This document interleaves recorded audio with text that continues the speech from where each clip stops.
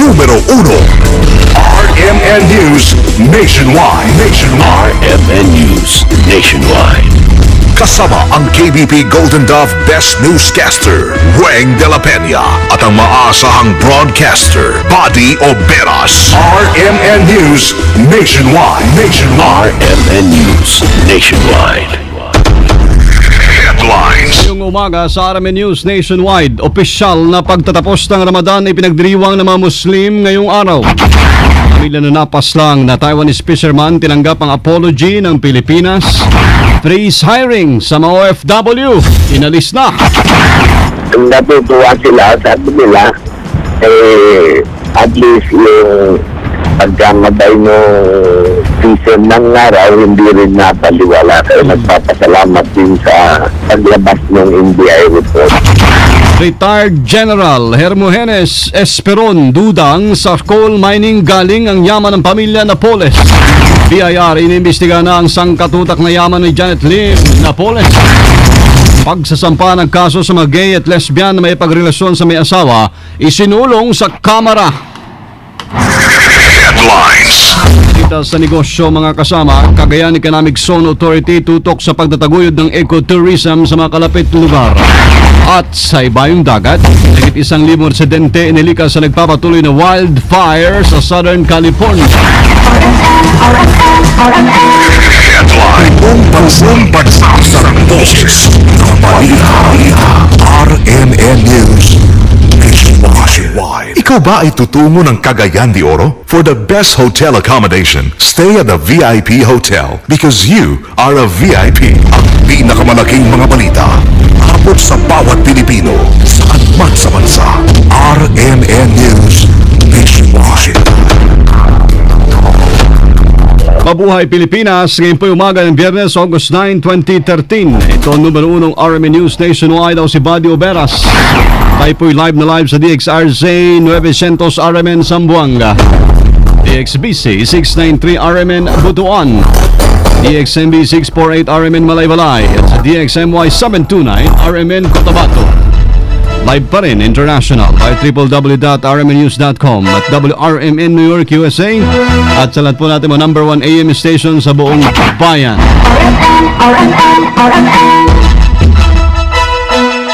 Mga kasama, ngayong araw ang opisyal pong pagtatapos ng Ramadan o Eid al-Fitr kung saan isang buwang nag-ayuno ang ating mga kapatid na Muslim. Kasunod ng holiday declaration ng Darul Ifta o House of Opinion sa Saudi Arabia, ang Maranao Muslim sa Marawi City at Lanao del Sur ay nakiisa sa milyong Muslim sa Asia nagdiriwang sa Eid al-Fitr na sinimulan ng maagang pagdarasal at takbir o yung pong pagpupuri kay Allah.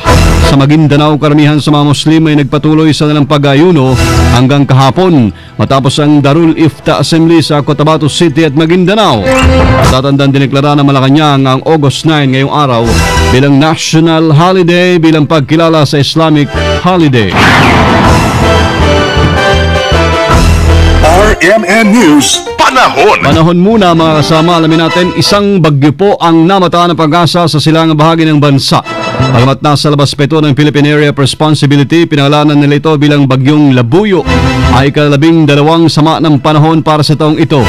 Huling namataan ng Tropical Depression Labuyo sa layong 1,150 kilometers silangan ng Katarman, Northern Samar. Sa ngayon, mabagal pa naman kumikilos ito ng pahilagang silangan sa bilis na 9 kilometro kada oras. Taglay po ang lakas ng hangin na sa 45 kilometers bawat oras malapit sa gitna. Samantalang low pressure area naman na dati nagdulot ng ulan sa Mindanao ay namataan ngayon sa bahagi ng Cuyo, Palawan. Nakapalob sa Intertropical Convergence Zone na patuloy na makaka-apekto sa Palawan, Visayas at Mindanao. Araw ay sumigat 5:41, lulubog alas 6:22. Mga kasama, inalis na po ng bansang Taiwan ang freeze hiring sa mga overseas Filipino workers natin. Yan ang kinumpirma ni Taiwanese Foreign Affairs Minister David Lin. Kasunod na rin ang paipagpulong niya kay Manila Economic and Cultural Office of MECO Chairman Amadeo Perez Jr. sa mga opisyal sa Taiwan. Sa interview ng RMN kay Perez, sinabi nito na naging positibo naman ng pagtanggap ng pamilya ni Mr. Hong Shi Cheng sa paumanhin po ng Pilipinas.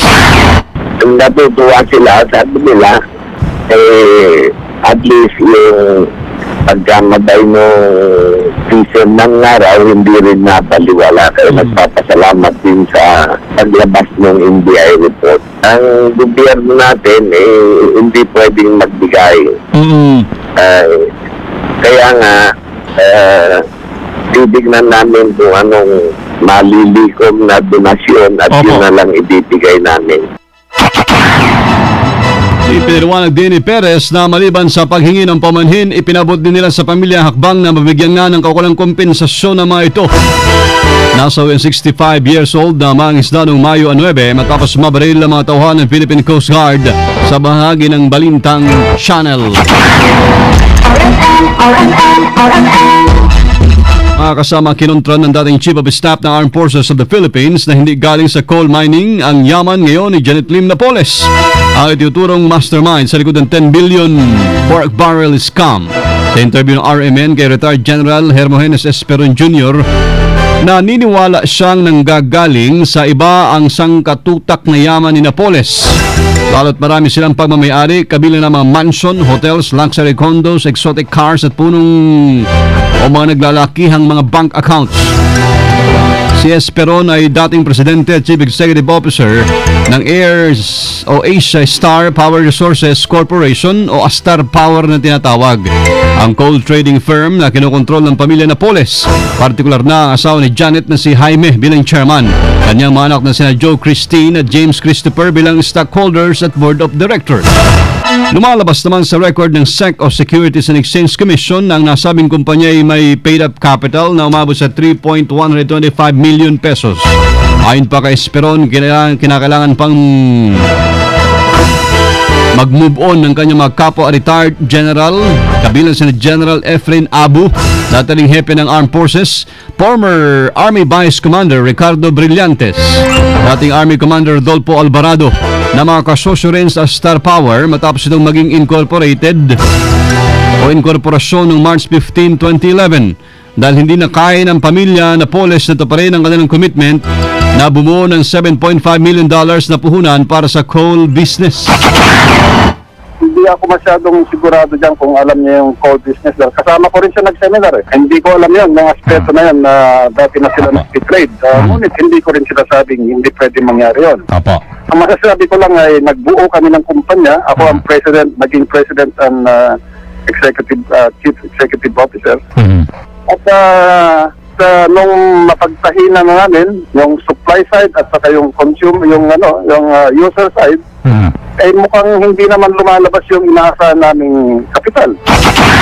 Si Retired General Hermogenes Esperon, dating AP Chief of Staff, naging kasosyo sa coal mining business ng pamilya Napoles. Iniimbestigahan na ngayon mga kasama ng BIR, Bureau of Internal Revenue, ang mga ari-arian at kumpanyang pag-aari ni Janet Lim Napoles. Itinatawid pa rin sa 10 billion pesos na pork barrel scam na naibigay sa mga questionabling non-government organizations. Ayon kay Commissioner Kim Menares, nais nilang malaman kung nagbabayad ba ng tamang buwis si Napoles sa ayon sa mainamin itong pag-aari. Paglilinaw pa nito na investigasyon ng BIR hindi para matukoy ang legalidad ng mga nadawit na organisasyon o mga pinasok na transaksyon ng mga mababatas. Kaugnay ito sinabi ni Henares na magiging komprehensibo ang kanilang isinasagawang investigasyon. Ongoing investigation, pero wala ko kami pwedeng sabihin kung ano yung nangyayari, no? Kasi confidential ho yun. Naman kung sinasabi niya na ganun sila kayaman, no? At nagbabayad ba sila ng buwis, nabayaran ba ng tamang buwis, yun ano. Depende mo, ang diferensya hindi naman masyadong malaki at walang fraud, di ko kolektahin lang namin, no? Kung may fraud, may tax evasion case, tapos kukolektahin pa rin namin. Si BIR Commissioner Kim Menares sa interview ng RMN. Naghain ng panukalang batas masama si Albay Congressman Grex Lagman. Naglalayong papanagutin ang mga lesbian, gay, bisexual at transgender na may pagrelasyon sa mga may asawa na. Yan ang House Bill 02353. May layuning amyendahan ang Article 333 ng Revised Penal Code na sumasaklaw sa adultery. Ayon kay Lagman, sa kasalukuyang batas hindi tinatalakay ang malalaking may asawa na nakikipagrelasyon sa kapwa lalaki. Hindi daw sa mababaeng kasal na nakikipagrelasyon sa kapwa babae. Tinawag din ng mababatas na My Husband's Lover Bill ang kanyang panukalang batas na hango naman sa telenovela ng GMA7 tungkol sa isang lalaking may asawa pero ay pagrelasyon sa kapwa niya lalaki. Samantala nilinaw naman ni Lagman na hindi niya kinukundina ang LGBT community pero kailangan anyang mabigyan ng positibong pagtingin ang nasabing panukala dahil layunin nito maprotektahan ang kahalagahan ng kasal. Dahil sa serye ng pambobomba sa Mindanao, Western Visayas, naka-heightened alert na. Sama natin sa balita, Rhea Mamogay. RMN Report! Naka-heightened alert ngayon ang Western Visayas region kung saan matatagpuan ang popular na tourist destination na Boracay. Ayon kay PNP Region 6 Director Chief Superintendent Agromero Cruz Jr. na kahit wala silang natatanggap na banta na posibleng maiugnay sa anggulo ng terorismo, mas maigian niyang maging handa sila at huwag nang hintayin pang masalisihan. Paglilinaw ni Cruz, isang bahagi lamang ito ng kanilang preemptive measures sa gitna na rin ng global threat alert at mga nangyayaring pagsabog sa Mindanao. Asahan na ayon kay Cruz ang kaunting paghigpit ng seguridad lalo na sa mga lugar ng rehiyon na puntahan ng mga turista habang mas paigtingin din area nila ang kanilang intelligence gathering, target hardening at incident management. Kasama mo sa Kampo Kramay para sa DZXL 558 Rhea Mamogay, Tatak RMN. Radyo mo RMN Nationwide Report! Ang Cotabato City, binulabog na naman ang bomb scare. Kasama natin sa balita live, Daisy Mangod ng RMN Cotabato. RMN Report! Nagpapatuloy ang mas pinaigting pang pagpapatupad ng security measures ng kapulisan dito sa Cotabato City katuwang ng Philippine Marines kasunod ang naganap na pagsabog sa lungsod noong Lunes. Maliban sa mahigpit na mga checkpoints, pinaigting pa ang police visibility at patrol system ng kapulisan at Marines na nasa mga matataong lugar. Kagabi, maagap na narespondihan ang mga outfits na pinagdinalang bomba sa Simswat Avenue. Ilang metro lamang ang layo mula sa pinangyarihan ng pagsabog noong Lunes sa ikinasaluhin ng 8 katao. Kaagad kasi na nai-report ng mga residentang tungkol sa kainay-ngalang karton na kanilang namataan. Sa pagdating ng EOD team, nadiskubre ng mga papel lamang na binalot ang masking tape ang laman ng karton.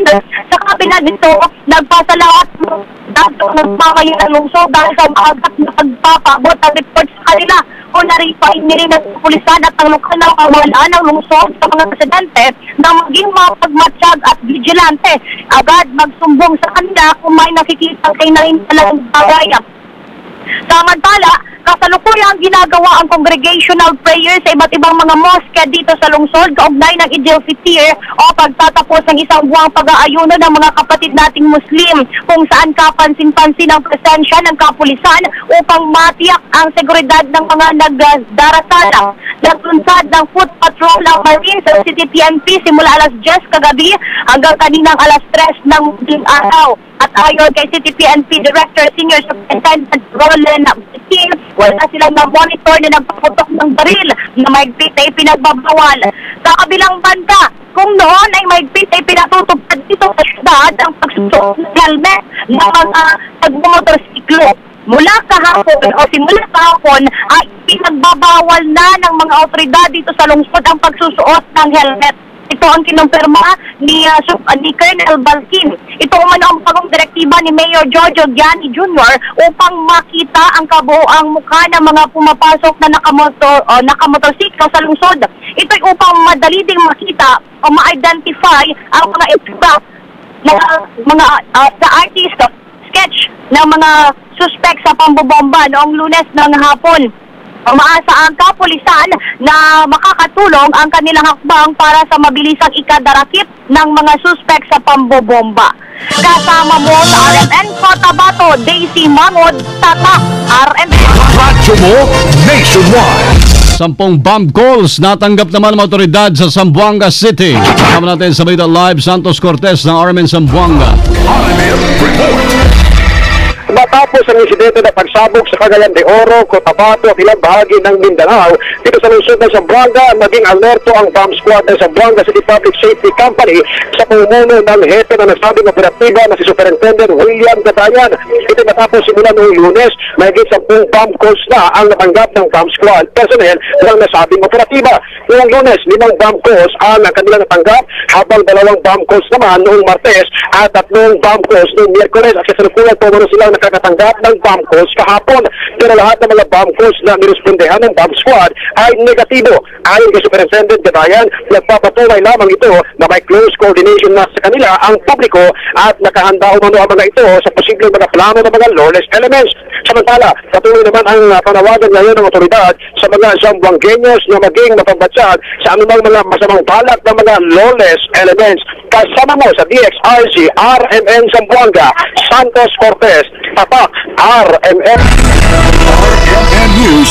Kasama na tutok po ngayon ang Cagayan Economic Zone Authority sa pagmatataguyod ho na ecotourism sa mga kalapit lugar. Kabilang dyan ang Cagayan, Cebu, Davao Oriental, Masbate, Siquijor at Zambales. Dahil itong may angat ang turismo ng Pilipinas, mabigyan ng sapat na proteksyon din ng yamang dagat at preserbasyon sa ating likas na yaman. RMN News Abroad. Pakyat na mga kasama sa 3 kabilang po ang 2 bumbero ang sugatan, habang 1,500 mga residente ay nilikas sa nagpapatuloy na wildfire sa may Southern California. Ilan sa mga lugar na apektado ng wildfire ay isang private resort, Twine Pines, Vista Grande at Edna Valley. Sinasabi sa lakas ng hangin at malinsangang temperatura ang dahilan kung bakit hindi pa rin matapos ang apoy sa lugar. Live na live mula sa RMN News Center, Makati City, Metro Manila, Philippines. Inyo pong narinig ang RMN News nationwide. Biyernes ng umaga, August 9, holiday. Isa po sa pagtatapos ng Ramadan sa ating mga kapatid na Muslim. Sa mga taga Zamboanga,